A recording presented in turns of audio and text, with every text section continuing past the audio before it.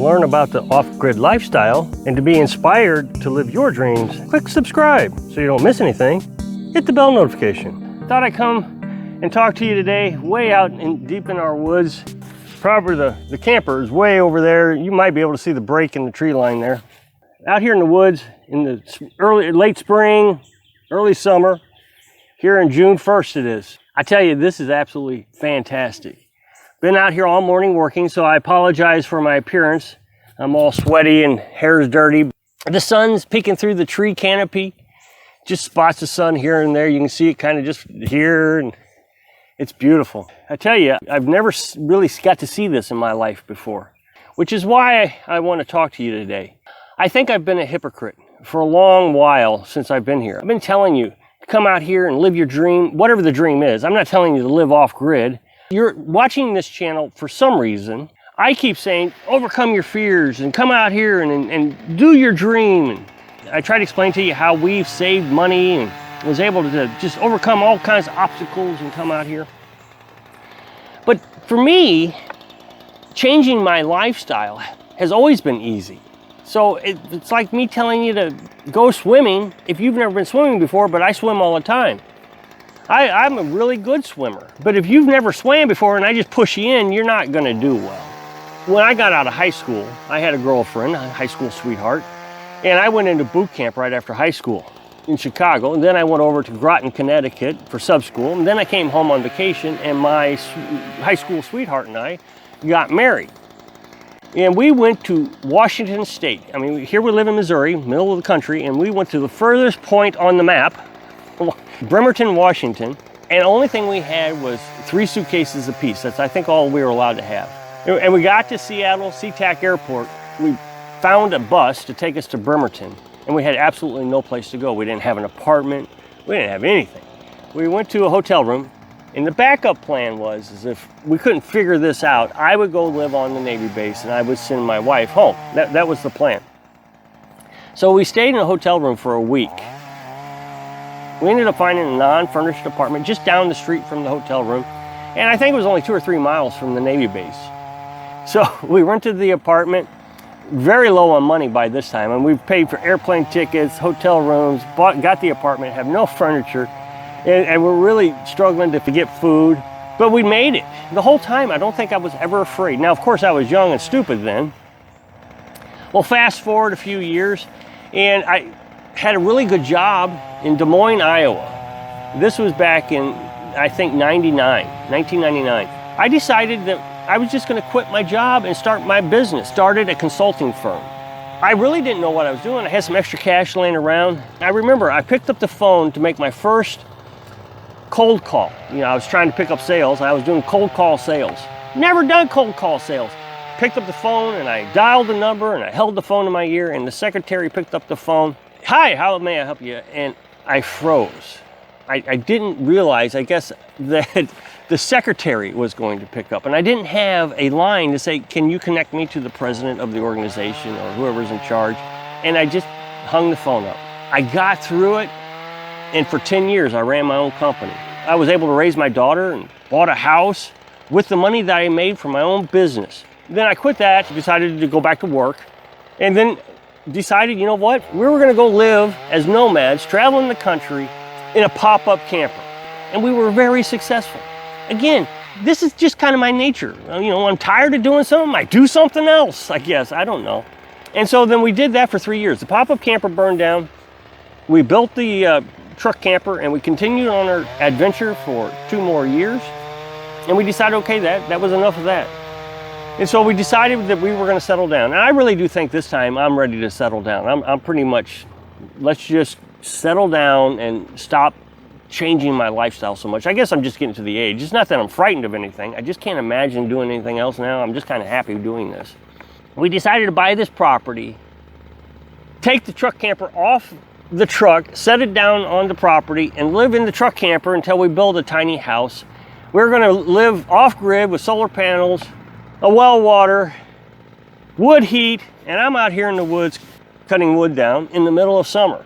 From what I can tell, I was raised that you don't go out in the woods in the summertime. It's just too dangerous. Poison ivy is a big problem out here in the woods, and it is. If you're not sure what you're looking for, You don't go out in the woods because of poison ivy.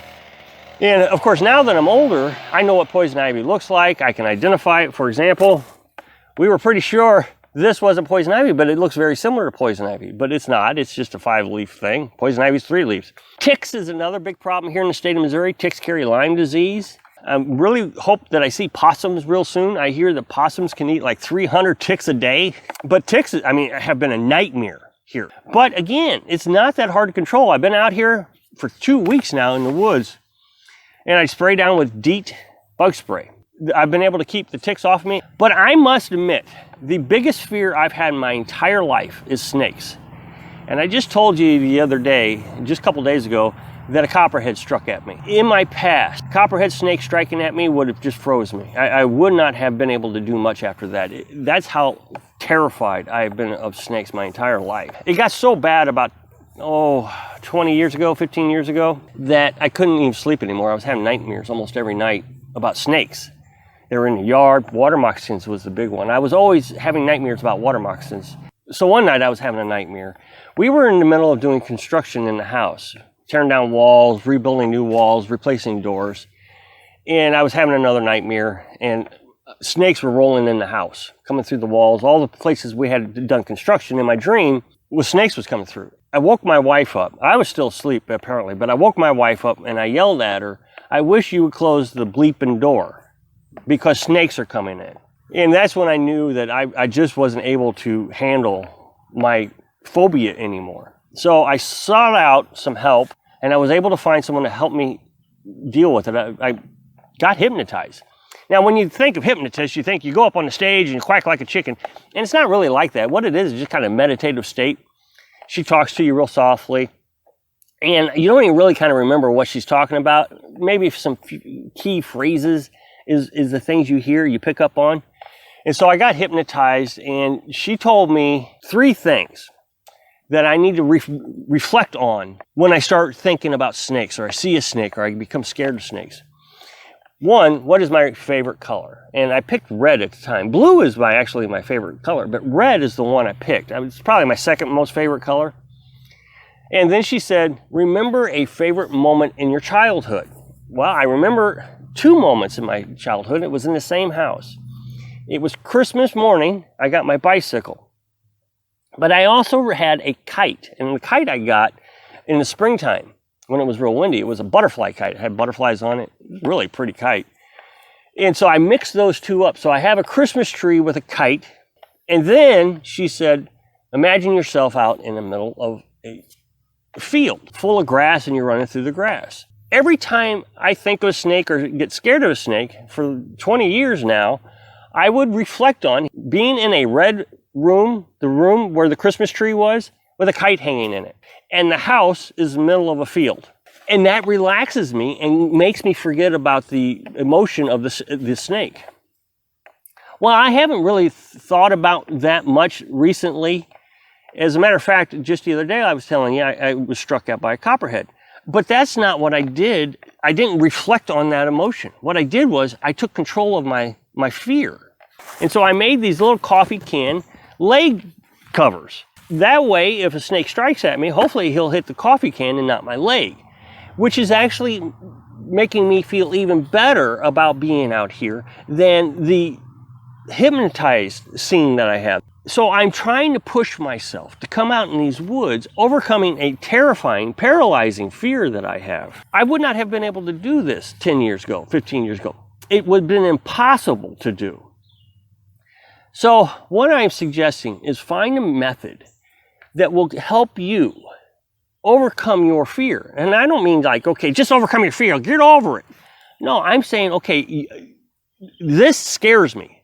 So if you have a fear of coming out and changing your lifestyle, you have this dream of living, on a little prairie somewhere or in a wooded area like this, but you have this fear of disconnecting from the electric and you're just frightened by that. Well, give it a try. Do something that you can actually take charge of and give yourself a little taste of it, a little bit at a time. So go into your breaker box one night and just shut off all the electric and learn how to deal with it. You don't have any lights, you don't have TV, you don't have anything to charge your computer with, And then you start working towards, how am I going to power the computer?